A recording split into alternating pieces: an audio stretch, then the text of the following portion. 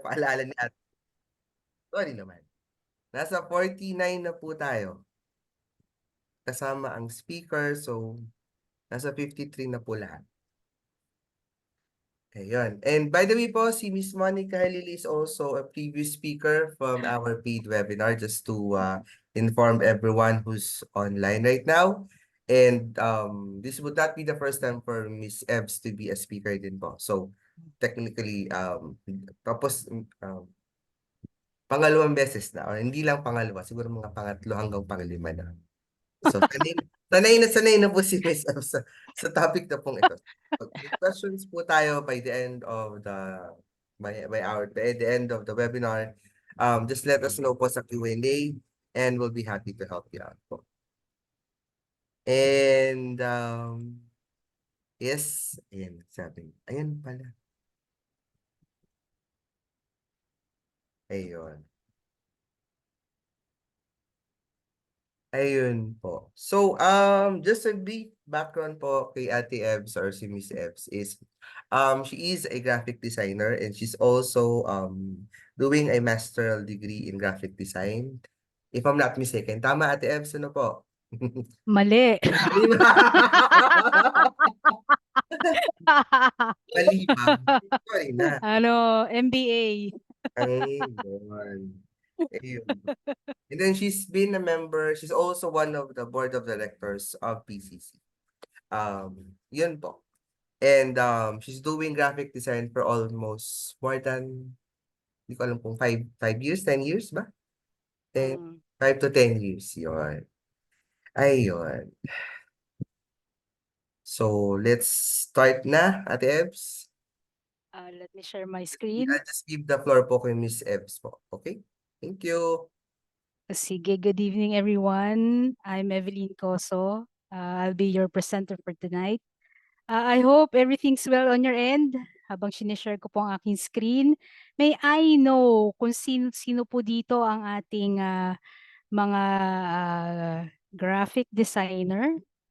Can you please type 1? Habang nagsishare po ako ng screen natin. Sige po, is anybody here a graphic designer talaga? You're practicing graphic designer now. Type 1 if ayun, may nakita ako.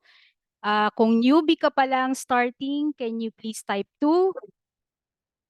Or parang recently graduated or parang you're still wading through it. Yung talagang kaumpisa mo pa lang, kaga-graduate, can you please type 2? Ayun, I think I've seen hands.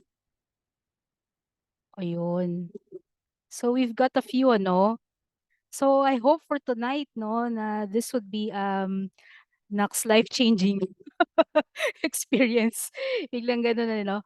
So tama po si Sir Brian, I've had graphic designing experience for almost actually 15 years. Fine arts graduate po ako, major in advertising from FEU. Huwag niyo na pong itanong kung anong year, so medyo katandaan na, just do the math dun sa sinabi kong work experience. So, this is more of an experience type of webinar. I'm not going to, siguro magde-delve tayo on the colors and the typography and all that in some of the parts, but not here. Not really here. Siguro matatouch natin a bit, but not really here. Because branding is much, much more. So familiar naman kayo with the word na brand or branding, di ba? So I believe many of you have encountered, hindi lang encountered, kumbaga alam na alam nyo by heart. O yung iba, kung hindi pa nila alam, kung hindi nyo pa alam. So let me explain to you what brand or branding is all about. So my title for this presentation is Branding as a Solid Foundation for Your Visuals.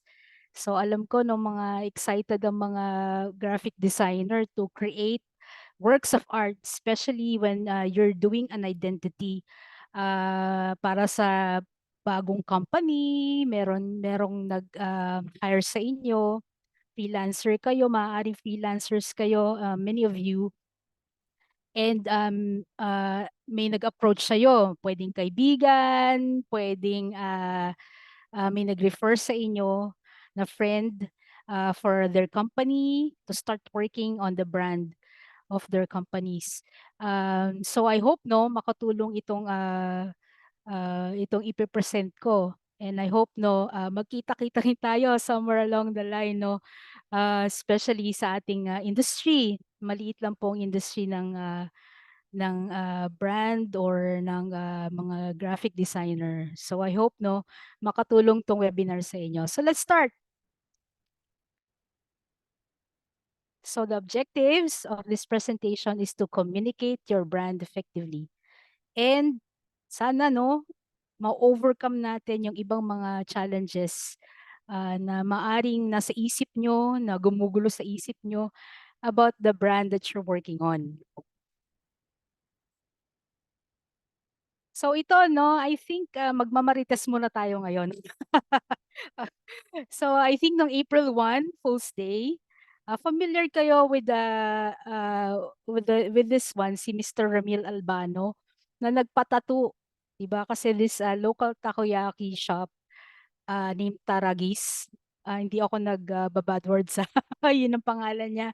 So I bet you're familiar with this one na nagpatato talaga siya kasi it was promised I think 100,000 ano 100,000 yata yung pinramis ano pag nagpatato sa noo ng kanilang logo. So merong kumagat. So dito basahin ko, social media erupted with mixed reactions. While some criticized Taragis for negligence, insensitivity, others defended the page, citing individual responsibility and the need for media literacy. So, is it a prank gone wrong? So, di ba may nagpatato talaga? So, yung iba din, nirewardan si Mr. Ramil. So, ibang mga brands also, jumped in the bandwagon. Sabi na, sige na nga, kakaawa naman to. Because ganun yung pangangailangan niya that he has to do it. Sige nga, mag-offer din kami na yan. Meron pang 10,000 samgyup wings, meron pang 10,000 ulit na iba pa, meron pang mga free services, o di ba?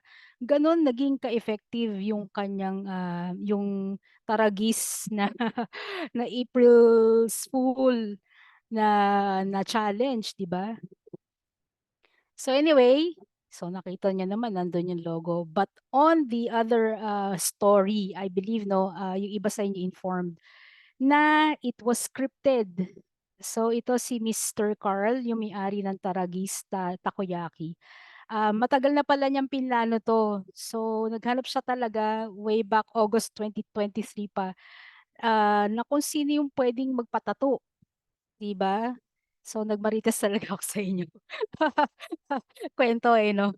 So anyway, nakahanap sila. So, natatuan ng March. Hindi mo na pinalabas ng bahay itong si Mr. Ramil. So, and then noong April 1, so, charan! Meron na siyang, so, nagkaroon ng, yun ang, nabasa ko, So, yan ang nakuha kong nasagap ko istorya sa inyo. So, why do I talk to you about this one? Kasi your brand is really important. Really. Pag yan nahaluan niya ng katulad nitong prank, it stays really with the people. Yun na yung magiging brand perception. Nax. Ayan na, may isa na tayong term, brand perception. So what people will think about you, about your brand, how your brand behaves. So iyan yun.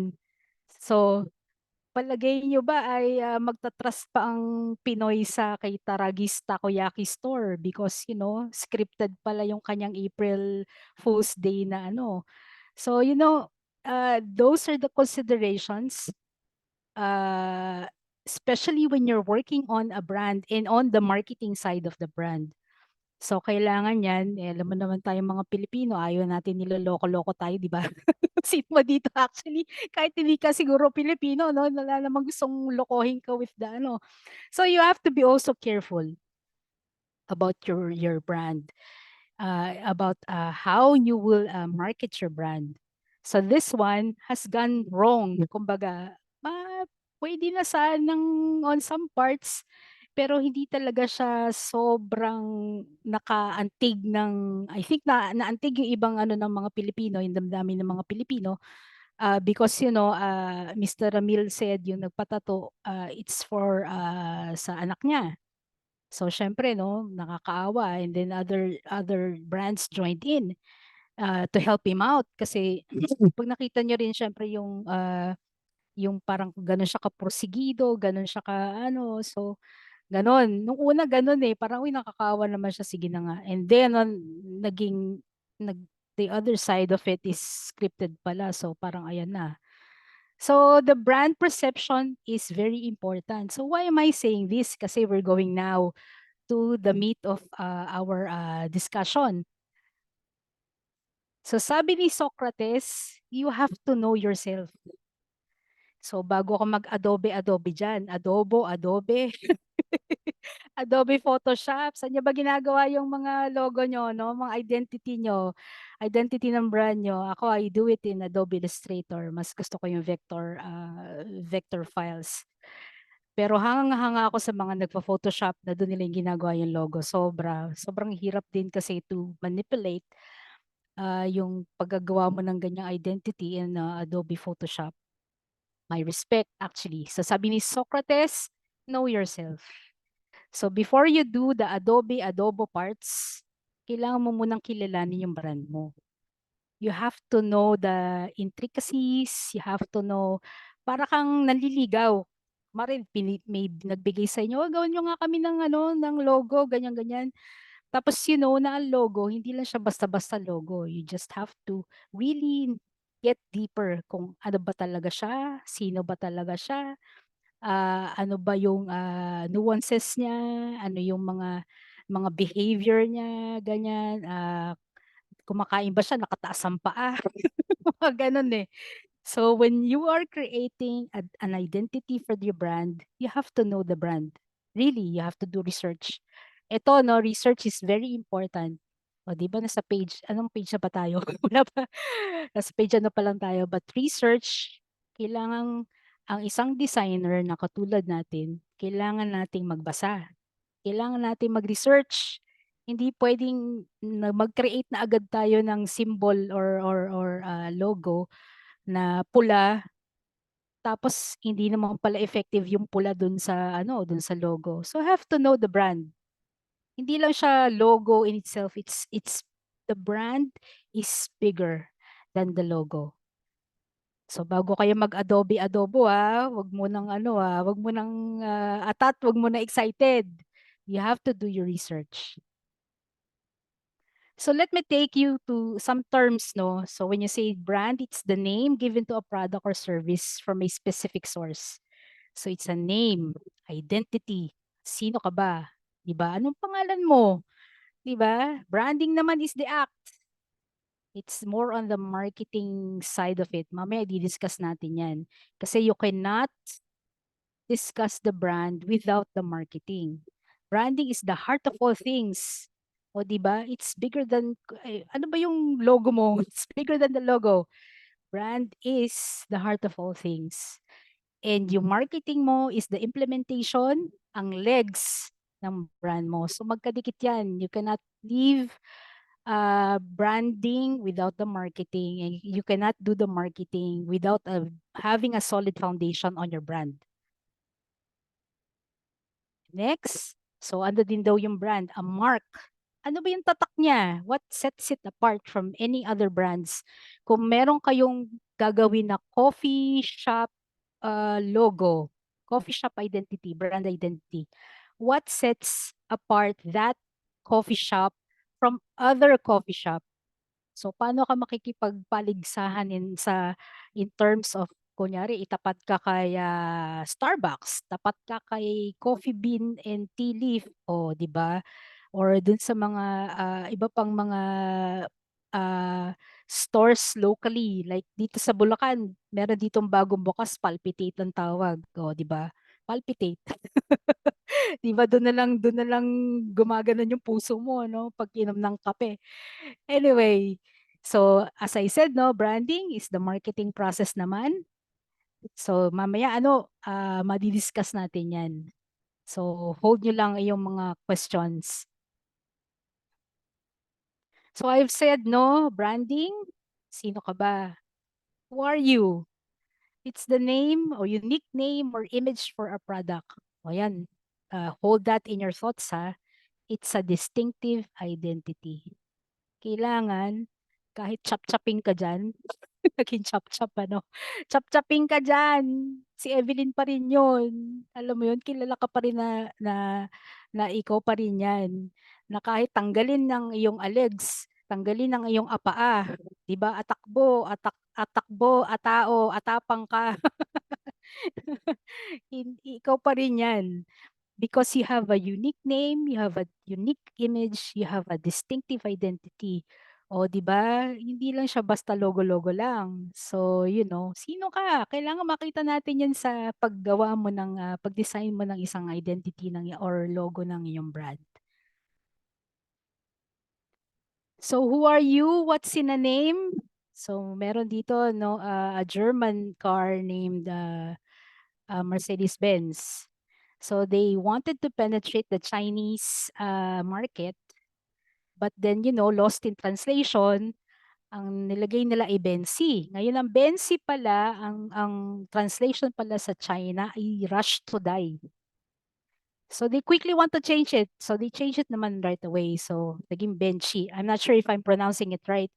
But tingnan nyo naman ang difference from Benzi, rush to die, to Benchi, run quickly, as if in flight. O diba, alin ang pipiliin mo? Yung meron ka ng death wish? O yung, yung mabilis yung kotse mo? Yung mabilis kang mamatay o yung mabilis kang mabuhay? Or hindi ka malate, mga ganyan. So, even sa mga ganyan, you have to be careful, ano? You really have to be careful. Kasi sa iba pala, pagdating pala sa ibang parte ng Pilipinas, iba na pala ang ibig sabihin ng pangalan na yan. Tapos gusto mag-branch out ni company. No, we want to have branches in Mindanao. Tapos pagdating pala ng pangalan sa Mindanao, bastos pala yung pagkaka-translate. So even yan paggawa niyo ng brand identity, you have to also do a research if it can be translated well into different other languages, major languages. Or kung dito sa Pilipinas, kung sa Cebu ba, dalhin yung brand mo, yan ba ay maayos pa rin mabibigas? Maayos pa rin ba nilang, o maayos ba ang meaning? So, even yung American Motors, no, meron siya dito, they wanted to penetrate the Latin America market. So, they named the car Matador. Kaso, ang translation pala ng Matador sa Latin America, so Spanish kasi, is killer. So, alam mo yon, killer. O, di ba? Mamamatay kotse. Ano? Parang ganon. So anyway, yung ano naman, Nokia. Pag napunta naman tayo kay Nokia. So, phone naman, di ba? If many of you naabutan niyo yung Nokia, which is a phone, gumagawa ng phone before. Siya yung pinaka-famous na phone brand before. Kaso, pagdating din nila sa Latin America, Spanish din to, Lumia pala translates into prostitute. So, gumagamit ka ng yon. Baka ma-blip-blip tayo dito. So, you have to have the proper name for the brand that you're using. And you must make sure that it's translated very well into other languages na paglalagyan ng or pag-open ng branches ng company na yon na nagpapagawa sa iyo. So, alam niyo na rin yung mini stop, 'di ba? So, mini stop is now called Uncle John's. Si Uncle John po ay si John Gokong Wei. This is in honor of Uncle John. So, in celebration of the founder, Mr. John Gokong Wei. So, mini stop is a Japanese brand. So, yan, local community, ganyan, services to create a future, limitless promise, transforming everyday life, 'di ba? Tapos they change it to Uncle John's kasi alam ko is nagmarites na naman.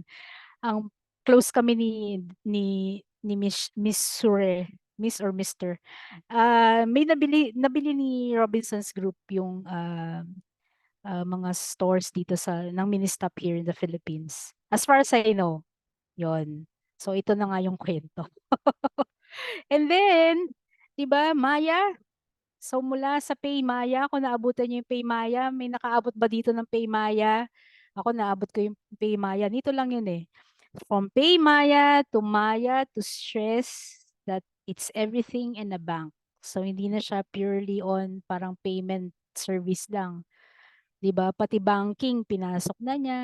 So they had to do the rebrand. So tinanggal lang naman nila si Pay from the Maya. And especially yung ano no, papalaki yung market for digital like e-commerce, mga ganyan. So they had to do that also, 'di ba, para maging competitive sila in the Southeast Asia. And then there's also yung Dunkin Donuts, 'di ba? Alam niyo 'yon, Dunkin, naging Dunkin na lang siya, wala nang donuts. It's because they're serving not just donuts but also yung mga sandwiches, 'di ba? Meron na rin silang sari-saring mga ibang paninda. So ito no, alam niyo na makukulit tayo mga Pilipino. So ayan, yan yung mga ibang name. So may Egg Sheeran, Johnny Water, pakopya ni Edgar, Living Things, 'di ba no, ang tataba ng utak ng mga Pilipino. O 'di ba? Tapos meron pang Swab Taste. O 'di ba nung after COVID, parang ayan diyan yata ayokong kumain diyan. Tapos Grilling Me Softly with His Tongues, Philippine Airlines, Evelyn, o kapangalan ko pa yan. Oh, may parisan yan dito sa may Balagtas. Naku, kain tayo. Ang sarap ng parisan. Yan din ang pangalan, Seven Evelyn. So, in-endorse bigla, no? Kasi nakakain ako this week. So, hindi lang sila tindahan ng mga ganyan chichirya. Actually, doon sa parisan, wala na silang chichirya eh. Puro mga mami, ganon, ganon, ganon. Oh, ito pa, oh. Potato na corner. Nakakatawa siya, no? Pero effective siya actually. Parang gusto mo talagang mapabili. Kasi nga, no, it's kind of witty. Na matabang utak na mga Pilipino. Shogo, di ba? Parang Sogo na hotel. Tapos Antok Manok, o di ba? Yung ating parang ginaya niya si Andox. Di ba nakakatawa, pero at the same time, tapos tingnan mo yung chicken, di ba? Parang antok na antok siya. So at the same time, it's really witty and funny, and at the same time, parang gusto mong mapabili kasi parang ang cool. Ang cool yata bumili sa potato na corner. I think it's really a shop somewhere in Manila na talagang tinapatan nila si potato corner. O, di ba? Galing din nung nung graphics, tingnan mo yung kanyang mascot, kanyang 'di ba? Shogo iba din, o 'di ba si Antok Manok iba din, o 'di ba? So what is your key takeaway on our number one or about the brand identity? You have to choose a unique name. The image or the appropriate that is appropriate for your product or service that will identify you best or makes you stand out among your competitors. So, kung sabi ng client sa is make a logo, tas parang ito yung gusto na yung pangalan. I think you have a say on it, no? If they will allow you to pitch in with kung ano yung name, no? Pwede mo rin siguro i-suggest.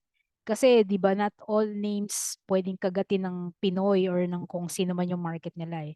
So if that name best identifies the brand, o 'di ba, then go for it. Ako yung nagsasuggest talaga ako sa client eh. Sabihin ko parang medyo may mali po somewhere. Ganun eh, no? Kasi 'di ba, at the end of the day sila rin ang maapektuhan, eh, yung market nila. So 'di ba, sabihin mo na or forever hold your peace. Kasi mamaya 'pag nai-print na 'yan, oh, 'di ba wala nang mahirap na, magastos ang mag-rebrand, alam niyo ba 'yon? Yung pag-change lang ni Paymaya to Maya, may cost 'yun. Even yung Dunkin Donuts may cost din yun kasi Dunkin Donuts it's a global brand. So hindi lang mula sa Pilipinas ang babaguhin nila na Dunkin Donuts na into Dunkin. Pati buong nations all around the globe, all countries na merong Dunkin, lahat yun papalitan ng signage, papalitan ng calling card, papalitan ng billboard, papalitan. Nako, it's really costly. So pag-uumpisa mo pa lang, 'pag nakausap mo na yung client, nagpagawa sa'yo, o dun pa lang maging maingat na kayo on how you will build the brand identity. Okay, so number one, that's the brand identity or who you are. And the next guide would be, where do you want to go? So as I've shared you kanina, no, it's the marketing processes. Saan ba gustong magpunta nitong brand na to? If it's food, 'di ba? Sino bang market nito? Si A, B, C, D ba? Lahat ba masa or dito lang sa mga sosyalin, dito lang ba sa estudyante? So you have to also bear that in mind in creating a logo. Kasi mamaya yung color pala nung logo mo is purple, yung sobrang classy na purple. Tapos bigla pangmasa pala yung ano mo, yung market mo. So where do you want to go? And with that ito yung dapat mo rin tanong sa iyong client. Ano ba yung vision and mission ng company niya? Kailangan mo malaman 'to as a designer. Actually, ako pagka may nagpapagawa sa akin ng logo nun, hinihingi ko 'to, eh. Tapos wala silang maibigay. Sabi ko, patay tayo diyan. Kasi that sets the tone, eh. I mean, that sets the direction where the company is or headed, where the brand is headed actually. So ano ba yung bigger picture? Ano ba yung goals that they want to achieve? Ito yung tinatanong ko sa HR na 10 years from now, how do you see yourself? Gano'n. Ito yung question na 'to. Kaya kailangan mo ring malaman yun as a designer. Hindi puwedeng the logo or the identity you will be, giving the client is just a pretty picture. No, 'wag designer, 'wag kang maging gano'n. The identity that you must be doing for a client should have a heart and soul. So ito yung tuturo ko sa'yo based on the experiences they have to have a vision, 'di ba? Nakakita na ba kayo ng dream board, yung parang kina-cut out ng mga magazine, ano yun, yung mga kina-cut out ng mga magazine na images sa mga printed na mga work. Tas ang ginagawa namin sa church 'no, nilalagay namin sa illustration board yun, dinidikit namin yung kunyari, may nakalagay na kotse, so didikit namin yung kotse dun sa illustration board. So, what is the big picture of the destination? Goals niya, kailangan ma-interview mo si client, kailangang malaman mo yung heart and soul of the brand that you are doing. Hindi lang siya parang pretty picture na, ayan na, tiyaran! Ang ganda-ganda, pero wala naman siya talagang laman. All shell, all beautiful shell, but nothing inside. Oh, 'di ba? Yun minsan sinasabi ko dun sa mga naging estudyante ko dati, all shell. Beautiful nga siya, wala naman siyang laman pala, wala palang substance sa loob. So, ano yung mission nito, nung company 'to? Interviewin mo si boss, sabihin mo, "Ano po ba, paano po ba tayo makakarating diyan sa ating, paroroonan?" So, example would be is like you're making an itinerary, 'di ba? Kunyari pupunta ka ng, Thailand, 'di ba? You'll be needing ng mga parang, list kung paano ka makakarating dun. So, nakalagay dun, estimated time of arrival, number 1, tapos kung sino yung pick up sa'yo sa airport, saang hotel, tapos day 2, saan kayo gagala, day 3, ano pang gagawin niyo, 'di ba? Swimming ba kayo, ganyan, hanggang sa day 4 na pagbalik niyo ng Pilipinas. So you have to know the vision. You have to know the mission. Interviewin mo si boss, si client. Sir, ano po bang, how do you see the company? How do you see this brand?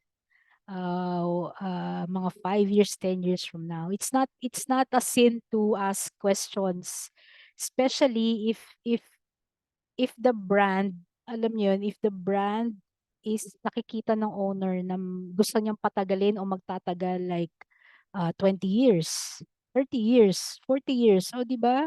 So kailangan ano, may dating talaga yung mga brand natin. So yung mga McDonald's, di ba, tagal na rin 'yan. O Jollibee ang tagal na. O tingnan mo, parang sobrang minimal lang yung ano nila, yung at na minsan nga parang wala pa yung changes dun kay Jollibee na image na mascot. But they're using the same font, same typeface, sorry. Baka may fine arts dito eh, na-graduate. Typography, uh, kahit noon pa, way back when they were starting. So, doon pa lang ano, you have to make sure that you are creating last really, really, really long. Parang to be there in a long, long time. O, interviewin nyo sila client ha. Huwag kayong mahiyang magtanong. Mag-right med kayo. Huwag mahiyang magtanong ha. So, you've known who you are. Tapos na-assess nyo na where the brand is going. And number 3, how are you going to do it? Ito na yon, graphic designer. So you have to know the visuals, the tone, and the behavior of your brand. So pag sinabi nating visuals, ito na yung mga graphic elements, logo, typeface, images, other elements, mascot, ganun ba yun? Mascot image, ganyan-ganyan. Typeface ba o font? Ayan na ang malapit na question. Ano ba talagang term? I'll leave you with that sa next na presenter next week. So typeface ba talaga tawag dyan o font? O di ba, visuals. So here are some logos I created for a client. So this one is a holding company. I'm not sure kung nakikita yan sa Dubai na, pero parang sa Dubai yata dadaling yung Putong International Holdings. Yung COAC is just here, pero nasa ano siya, bandang Antique, ganun, somewhere doon. So, Confederation of Agri-Wood Cooperatives, may nagpagawa sa akin yan. Also in Boracay, I don't know if this still exists. Meron dyan Toast Breakfast Bar. So, ako po gumawa ng logo niyan. Murang-mura lang. Pati yung mga ano nila, yung mga tarps, yan. Ito, ano to yung placemat nila sa table. Kita nyo may mga prices, oh. Ayan, kasi para daw nakikita nung ano ng mga kumakain, baka sakaling umorder pa sila. So that is a placemat. So I'm not sure if still there, ano. Pagka nagawi kayo ng Boracay, balitaan nyo ako kung nandyan pa siya. Pero ako yung gumawa niyan. Legit. So ano yung pwedeng mga images? So pictorial. So nakita nyo, no, it is an illustrative representation of the logo or the brand identity. So Apple, nakita nyo yung may kagat, di ba? So may meaning yung mga yan. Hindi lang porket Apple, o di Apple, di ba? Ayan, yung Merrill Lynch, Lacoste, Starbucks, di ba? May mga meaning lahat yan. Hindi siya basta-basta parang kinreate lang siya ng isang designer and ito na po, no, may rationale. You always have to have a rationale or a justification bakit siya kinagat. Oh, yan. So hindi alam niyo na naman 'di ba kung bakit may kagat yung apple 'di ba? O isipin niyo na lang nung si Eva ay na-tempt na kumagat ng apple. O 'di ba? Irresistible kasi. O 'di ba yung temptation to ano, to may kagat-kagat. O di ayan na siya. 'Di ba? So 'di ba no, apple pa rin ang parang highest rated na ano sa computer and phone world, 'di ba? Oh, yan. Pictorial, you can do these things by pictorial. Pwede rin letter forms, monogram like McDonald's, H&M, General Mills, Unilever. O, di ba? Unilever dati hindi ganyan yung logo niya eh. Well, McDonald's is the same golden arches, di ba? Or arcs. So, H&M, familiar kayo doon. General Mills, it's a parang food company in the States. Examples lang to, no? There are so many other things that you could work with. Pwede nyo pagsamahin sila, di ba? Pwede nyo ring yun lang. So, emblems. So, contained in or referencing a shape. So, shape siya or nakalagay yung word sa shape. Like Samsung, nakita niyo yung Samsung, Harley Davidson, Salvation Army, UPS, di ba? Word marks, o di ba, stylized type. Pag sinabing stylized type, ito ay yung inartihang mga type, letra. Parang hindi ko explain no? Inartihang letra. Yes, yun ang tamang terms. So Disney, Makita, o di ba nakita niyo naman, no? Nakita niyo yung Makita? So stylized type, inartehan, maarte o maarteng letra. Yan. So, yan, abstract. O, kita niyo naman, Nike, check lang, o, di ba? Parang $100 lang yata ang ano dito, ang paggawa nung itong Nike symbol. Forgot na kung how much that was originally.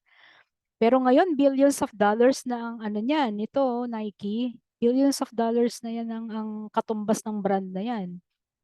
Hindi siya pipitsugin. So, 'di ba pagka ikaw nakagawa ka ng isang brand identity, kunyari ang bayad sa ng client is bihin natin, kunyari lang 10K.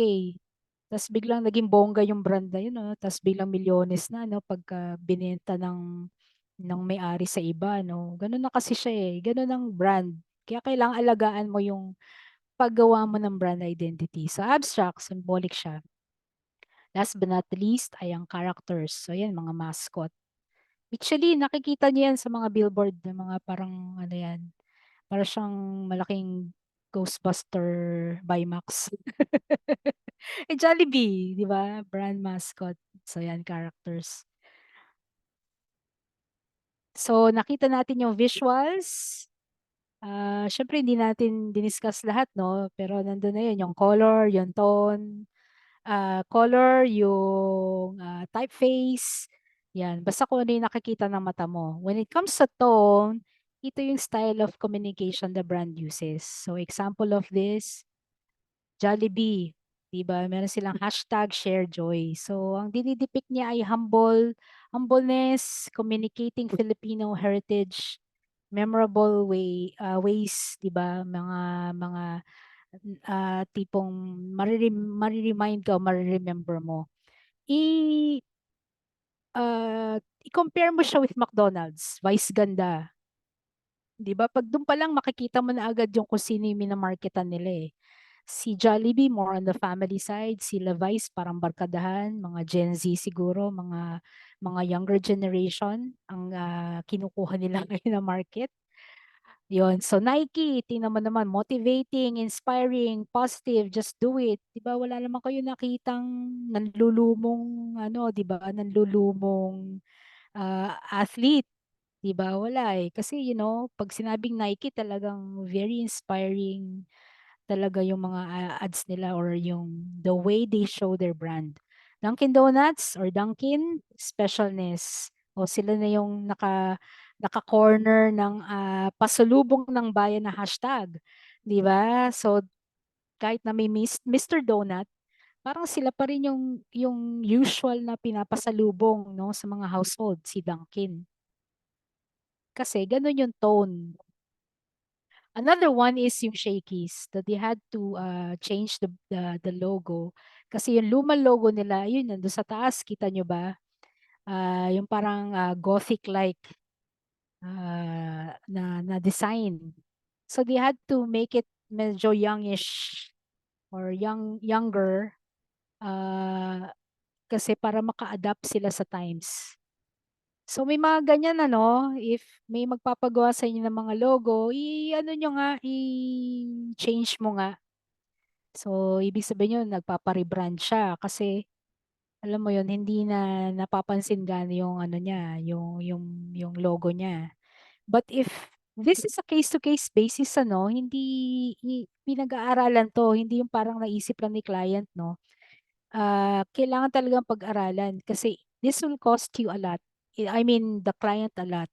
Kasi as I told you kanina, kung global yung brand, global din ang pag-change. Lahat yan, hanggang sa pinakamaliit na ID, pinakamaliit na calling card, yan ay kailangan mabago.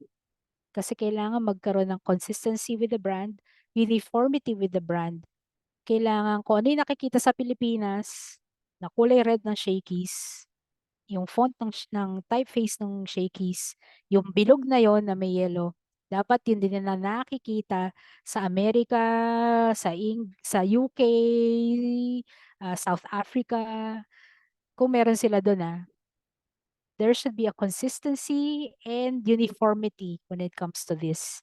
Kasi kailangan mo siyang i-relaunch. So relaunching or rebranding cost a company a lot. Kaya kailangan you have to do it really excellently.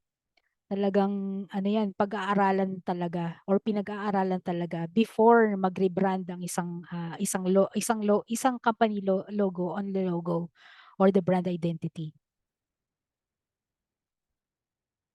So ito last but not the least, so you have known kung ano yung visuals, alam niyo yung kung paano mag-set ng tone. Ano ba yung behavior ng brand? So it's how the company acts in certain situations or how the brand acts in certain situations. Kung ano ba yung morals niya, beliefs niya. So hindi ba yung taragis kanina na takoyaki, taragis naman talaga. Is that the way that, I mean, is that the behavior you would want for your brand identity to go? Yan, iisipin mo eh. Pag kanyang April Fool's Day ka, is that the kind of action, morals na matatandaan sa'yo or perception na matatandaan sa'yo ng mga consumers mo? Kasi it will backfire. Actually, nako, baka niyan, kala mo it's a good marketing goal, pero biglang nung nag-backfire, ayan, wala nang bumibili ngayon ng takoyaki mo kasi yung pala, ganun ka, sinungaling pala yung brand mo, di ba? So that would really reflect. But on the company, syempre kailangan mo ring malaman kung ano yung core values nila. Kasi lalabas din yan sa logo mo. Lalabas din yan sa brand identity mo. So, ano yung core values ng company? Integrity ba? Humility ba? Customer focus? Service ba with excellence? Speed with excellence?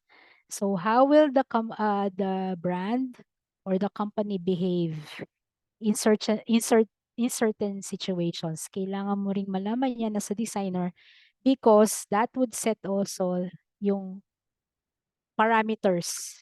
Let's say parameters na, ito, ganito dapat. Blue kasi stability. O, di ba? Red kasi they're on fire. Yan, may mga ganyan-ganyan ka. Kasi kailangan lumabas yan sa rationale mo. I mean, you have to justify bakit ganyan ang itsura ng identity or ng logo ng company na yon. Kasi pag hindi mo ma-explain yan, edi wala siyang substance. Walang laman. All beautiful shell but nothing inside. You wouldn't want that to be in your brand. Really, really.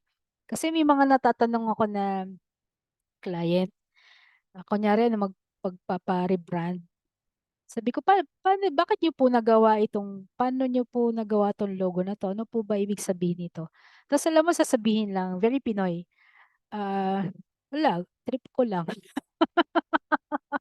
Huwag tayong ganun mga designers, lalo na if you're a fine arts graduate, malaki ang expectations ko sa mga ano dito mga fine arts graduate dito mga graduate kayo ng fine arts.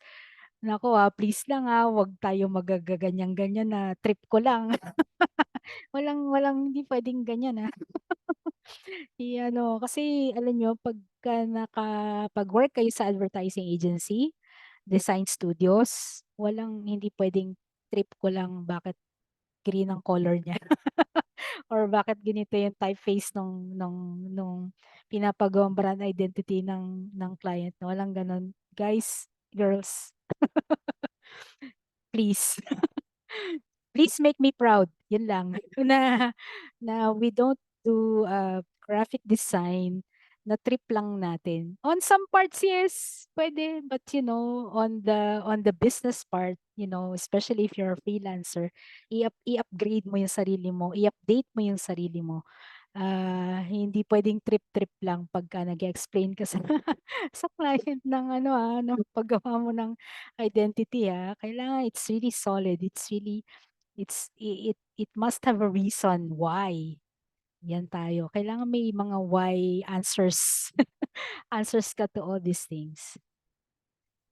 So anyway, lastly, ang tunay na designer ay laging productive at blooming. Charot. Actually, parati akong puyat. Hindi ko alam yung blooming part, di ba? So, I Yes. hope, no? Ay, si Brian yata, mahaba ang tulog. Tsaka si Ate Monica. Pero pag sa akin, pag may nagpapagawa sa akin, ako, puyaters ang peg natin lahat. Kaya sana, kayo dyan, mga designers natin, let's all be productive and blooming at the same time. I hope so.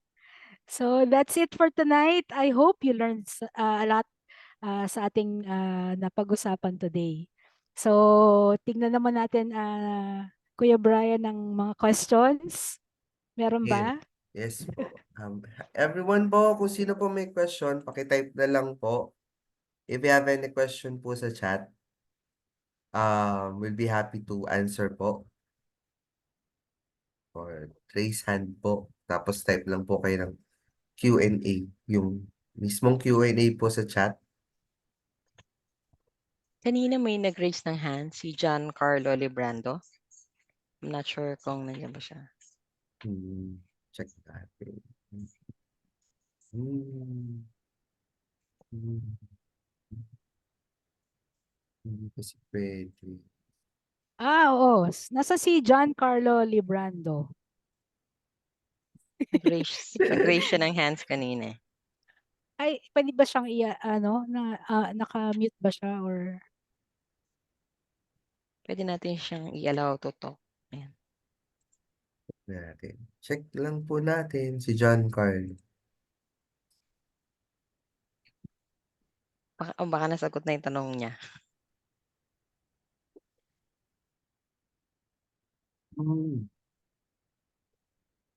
Walang alam option. any questions po? Malinaw naman po ang ating talakayan.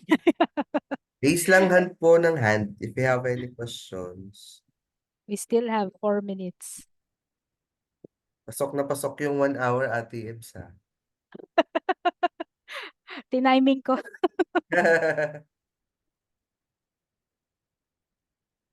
Check lang. Medyo, wait lang. May check lang po ako. Hi. Ayan, may Q&A. Ayun, may question po. Sige. How to make a price list about sa mga clients or ano po ang basihan ng pagpresyo? There will be another webinar next week. See you next week. I think she will be the right person to tackle that. Kasi pagka sinabi ko na right away, baka ma-preempt na yung kanyang presentation. But price list, sa kanya na lang. We'll be informing her of that. I do have my own way of nag-freelance din kasi ako for that. Kaya I do also have a way of parang billing the customer.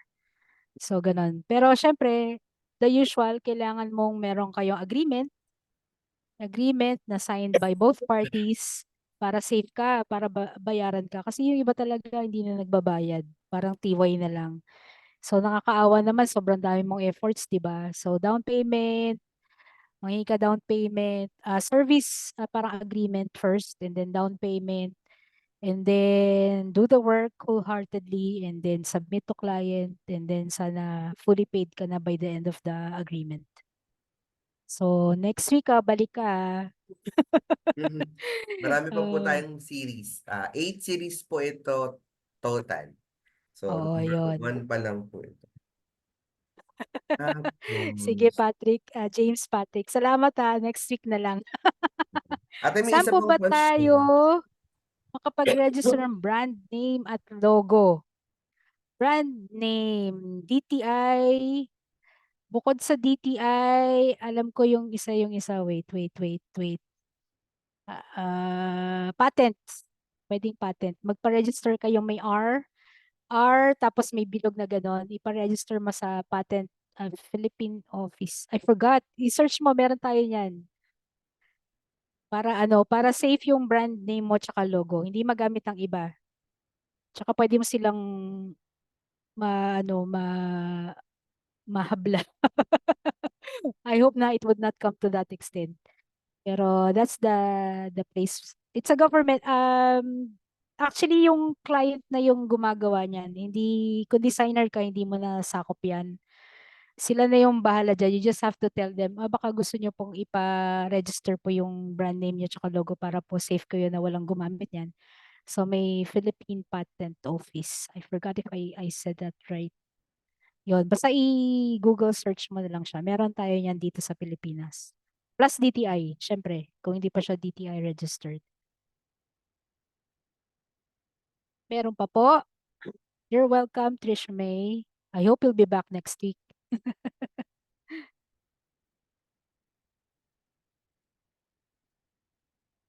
Brian, nakamute ka.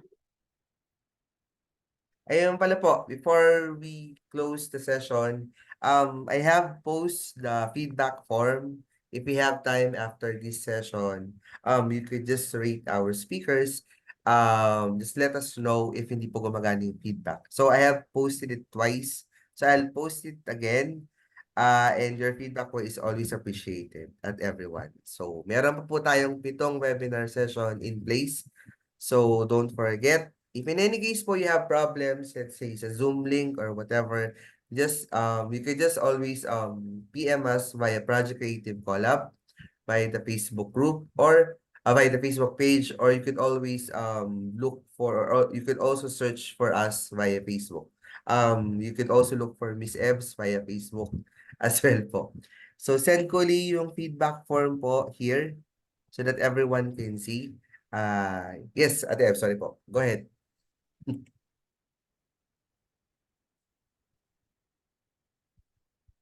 Ay, You're on mute, Ate Ev. nakamute ka, Ate. Wala naman, Brian. Sige lang, Um, carry on. Yung sa feedback form, actually, they are required to do it para maka-receive sila ng certificate. Yan po, yun nga po. Yun nga pa. Ay, yun. Unfortunately, ang kaya lang mag-picture ay tayong 4.